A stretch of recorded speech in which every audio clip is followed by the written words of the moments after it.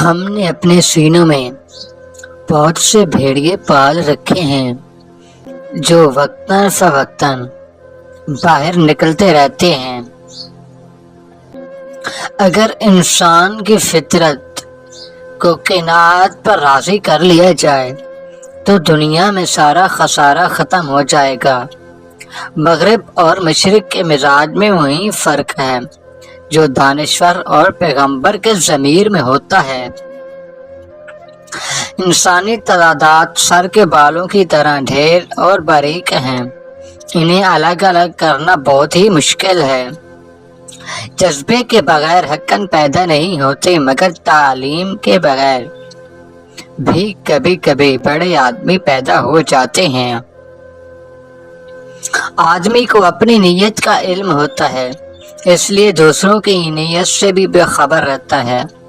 بہت آگے نکل جانے والے بھی ہمیشہ اکیلے اور تنہا رہ جاتے ہیں۔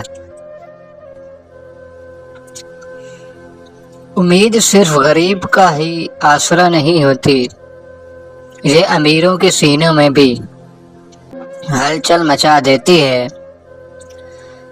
عورت کا طلسم بہت جلد بکھر جاتا ہے، جس طرح ایک خوبصورت منظر کو ایک بار دیکھنے کے بعد انسان آگے سفر شروع کر دیتا ہے اور کسی منظر کو دیکھنے کے لیے چل پڑتا ہے۔